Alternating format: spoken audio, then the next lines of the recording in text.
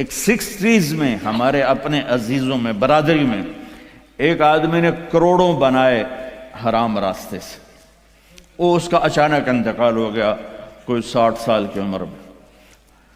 تو وہ یہ کہا کرتا تھا میں اج مر جاواں میرے بچیاں نو کسی دی پرواہ نہیں، یہ میں نے اپنے کانوں سے سنا اس کی میں اج مر جاواں میری دھی نو کسی دی پرواہ نہیں۔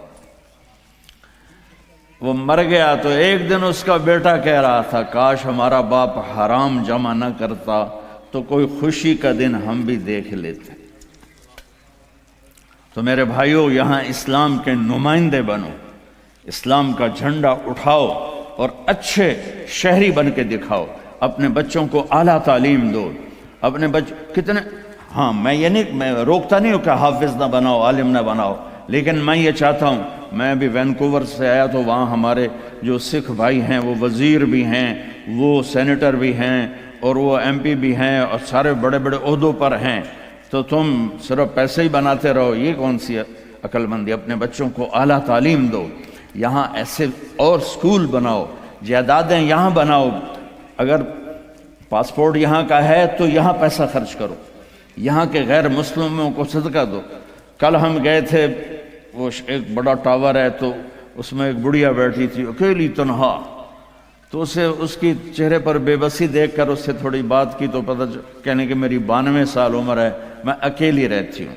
ایسوں کو جا کر 2 دن مل لو اور کچھ کھلا دو تو وہ کلمہ پڑھ جائیں۔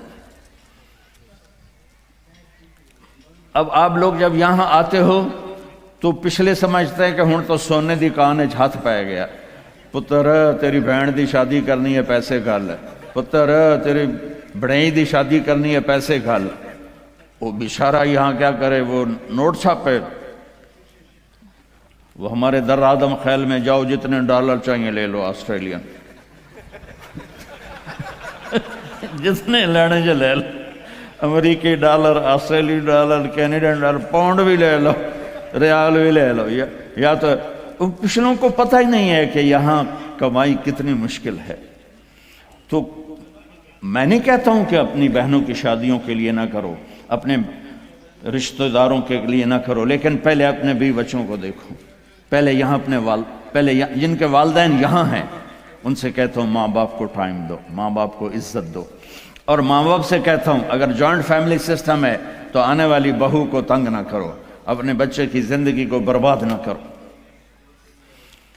ایک حد ہے، یہ خامند کے ذمہ، بچے کے ذمہ ہے، ماں باپ کو اپنی عزت دے، بیوی کو اپنی عزت دے۔ اگر آپ اپنی اولاد کے خرچوں سے بعد بھی پیسہ بنتا ہے تو پھر اپنی کسی بہن کی، بھتیجی کی، بھانجی کی، بھائی کی شادی کرنی تو پیسہ بھیجو، لیکن اس طرح بچوں کو تنگی میں ڈال کے، اپنے آپ کو تنگی میں ڈال کے، ڈبل شفٹیں کر کے یہ ظلم نہ کرو کہ نماز بھی گئی، روزہ بھی گیا، قرآن بھی گیا، مسجد بھی گئی، جانوروں کی طرح لگے ہوئے، یہ کیا زندگی؟ آخری الفاظ میرے نبی کے تھے الصلاۃ وما ملکت ایمانکم، میری امت نماز نہ چھوڑنا، نماز نہ چھوڑنا۔ ان 1400 سال میں اگر نماز چھوڑنے کی گنجائش نظر آتی ہے تو صرف کربلا کے میدان میں میرے نبی کے نواسے کے لیے گنجائش نظر آتی ہے کہ ظلم انتہا پہ ہے، مظلوم انتہا پہ ہے۔ زمین آسمان نے ایسا منظر کبھی دیکھا نہیں، نہ دیکھیں گے، نہ ایسے قربان ہونے والے دیکھے نہ دیکھیں گے۔ اور سورج ڈھلا اور یہ جنت کے وارث نہیں ہیں، جنت کے سردار ہیں، جنتی نہیں ہیں، جنت کے سردار ہیں۔ میرے نبی نے فرمایا میرے بچے حسن اور حسین جنت کے نوجوانوں کے سردار۔ ہمیں تو پتہ ہی نہیں ہے، تم گرمی میں بیٹھے ہو، میں بھی یہاں کھڑا ہو کہ میرا سر درد کا مستقل مریض ہوں، اپنے آپ کو، چونکہ مجھے 2 دن سے پھر اٹیک شروع ہو گیا، تو میں اس وقت کوئی آسانی سے نہیں بول رہا ہوں، زور لگا کے بول رہا ہوں، لیکن پتہ کوئی نہیں قبول ہے کہ نہیں ہے، امید ہے کہ اللہ قبول کرے گا۔ اور یہاں ماں کا دودھ بھی نہیں چھوٹا اور اعلان ہو رہا ہے حسن اور حسین جنت کے نوجوانوں کے سردار ہیں۔ تو آپ اگر نماز چھوڑ بھی دیتے تو کیا ہوتا؟ نہیں، امت کو پیغام سنانا ہے، بتانا ہے، دکھانا ہے کہ مرتے ہوئے بھی نماز نہیں چھوڑی جا سکتی۔ آپ نے اپنے لشکر کے ایک نوجوان کو بلایا، زہیر بن القین، وہ آ گیا ہے، کہ یہ شمر سے کہو 5 منٹ تو میں اپنی طرف کہہ رہے ہیں، تھوڑی دیر رک جائے مجھے نماز پڑھنے دے، پھر جو چاہے مرضی کر لے۔ اس حال میں نماز نہیں چھوڑ۔ آپ بڑے مصروف ہیں، ایک چھوٹا سا مصلی اپنے ساتھ رکھو، آپ کو پاس ٹائم کوئی نہیں، فرض پڑھ لو، صرف فرض پڑھ لو تاکہ آپ کی حاضری لگ جائے۔ صرف فرض، میں یہ نہیں کہہ رہا ہوں سنتیں چھوڑ دو، میں کہہ رہا ہوں کہ اپنے آپ کو عادی بنانے کے لیے آپ کو مشکل ہو رہی ہے تو صرف فرض پڑھ لو تاکہ کم از کم حاضری لگ جائے۔ خوف کی نماز نہیں، عشق کی نماز پڑھو جو حسین نے پڑھ کے دکھائی۔ جب انہوں نے کہا ہم تلوار نہیں روکیں گے، تو آپ نے کہا آدھے ہو جاؤ، آدھے نماز پڑھو، آدھے ان سے لڑائی کرو۔ پھر ان کو واپس بلا کے کہا تم نماز پڑھو، ہم لڑائی کرتے ہیں۔ عصر کی نماز سے پہلے گردنیں کٹ کر اور نیزوں پہ چڑھ گئی تھی۔ تو میں آپ سب سے گزارش کرتا ہوں، اللہ کی نماز پڑھو، اللہ کے محبت میں نماز پڑھو، اللہ کے شوق میں پڑھو، کسی کے ڈر سے نہیں، کسی کے خوف سے نہیں۔ جیسے آپ رات کو 12 بجے اشارے پر کھڑے ہوتے ہیں تو وہ کوئی آپ فرما برداری کی میں نہیں ہوتے ہیں، وہ $100 دا ڈر ہوں ٹھک جامنا ہے۔ نہیں تو اگر یہ نہ ہوتا تو ہماری طرح پاکستان میں دن کے 12 بجے بھی اشارہ توڑ کے تم جا رہے ہوتے، تو سوٹا وڈا چنگا تکڑا ہے نا۔ ہاں، محبت کی نماز پڑھ۔ میں سینٹرل ماڈل اسکول لاہور سے میں نے میٹرک کیا تھا، تو میں ہاسٹل میں تھا، تو کئی وارڈن آئے، ہاسٹل وارڈن، تو ایک وارڈن طالب حسین تھے رحمۃ اللہ علیہ، بڑے اس وقت تو بڑے برے لگتے تھے، اب بڑے اچھے لگتے ہیں۔ وہ انہوں نے نگرانی ٹائٹ کر دی، ہمیں نکلنے نہیں دیتے تھے اور بھاگنے نہیں دیتے تھے ادھر، اور نماز کمپلسری کر دی۔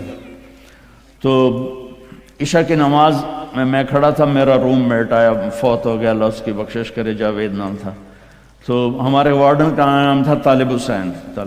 تو اس نے میرے قریب آ کر نا نماز کی نیت شروع کی، 4 رکعت نماز فرض عشاء واسطے طالب حسین دے، اللہ اکبر۔ تو اب میں بھی نماز میں کھڑا ہوں، میں کہا وہ ایک ہی کیتا ہی، یہ ہماری نماز ہو رہی۔ وہ کہتا ہے طالب حسین دی پڑھدا پیا، کتھے اللہ دی پڑھدا پیا، اللہ اکبر۔ حسین والی نماز پڑھو، محمد مصطفیٰ والی نماز پڑھو۔ تو بھائیو، اپنے نبی کی پیاری زندگی کو سیکھنے کی نیت کرو۔ یہ تبلیغ کا کام اسی کی محنت ہے۔ میں زیادہ نہیں مانگتا ہوں، سارے مجمع سے کہتا ہوں صرف ایک ویکنڈ مہینے میں تبلیغ میں لگا لیا کرو، آپ کو بہت فائدہ ہوگا۔ اور آج کے بعد نیت کرو کہ جھوٹ نہیں بولنا، ٹھیک ہے، دھوکہ نہیں دینا، رزق حرام نہیں کمانا۔ اور آخری بات ہے، اگر آپس میں کسی سے لڑے ہو، صلح کر لو، معاف کر لو۔ خاص طور خامند اور بیوی لڑے ہوں، دیکھو عجیب بشارت سناتا ہوں، خامند اور بیوی لڑے ہوں اور وہ آپس میں صلح کر لیں تو اللہ ان کے پچھلے سارے گناہ معاف کر دیتا ہے۔ اللہ کو خامند بیوی کی صلح اتنی محبوب اور اتنی پسند ہے۔ باقی جس سے بھی کوئی لڑائی جھگڑا ہے، آپ ایسی اپنی ایسوسیشن بناؤ کہ جس میں یہ جھگڑے آئیں، عدالتوں میں مت جاؤ، اپنے بناؤ، اس میں ایسے اہل علم لوگوں کو ڈالو کہ وہ آپ کے جھگڑے پنچایت کے طور پر مٹائیں۔ عدالتوں میں جا کر تو پھر وہ مزید بڑھتے بات بڑھ جاتی ہے۔ آپ ایک معاشرہ بنو، یہیں شادیاں کرو، یہیں بچے بچیوں کی شادیاں، یہاں کی بچی یہاں کا بچہ ہو تو کمپرومائز ہو جائے گا۔ وہاں سے بچی آئے یا بچہ آئے، وہ اس ماحول میں ایڈجسٹ نہیں ہوتا، پھر مصیبتیں پڑتی ہیں، مشکلیں پڑتی ہیں، طلاقیں ہوتی ہیں۔ بہرحال یہ تو خالی ایک میرا مشورہ ہے، یہ میرا کوئی نصیحت نہیں، مشورہ ہے۔ اگر آپ کر لیں گے، جب آپ نے یہاں رہنا ہے تو یہیں ایک معاشرہ بناؤ۔ تو سارے بھائی اس کے نیت کرتے ہو نا؟ تو آخری بات جو میں نے کی تھی دھیان سے سن لینا کہ کسی سے ناراض ہو تو اٹھ کے صلح کر لینا، ٹھیک ہے نا؟ سارے بھائی نیت کرتے ہو؟ چلو درود شریف پڑھو۔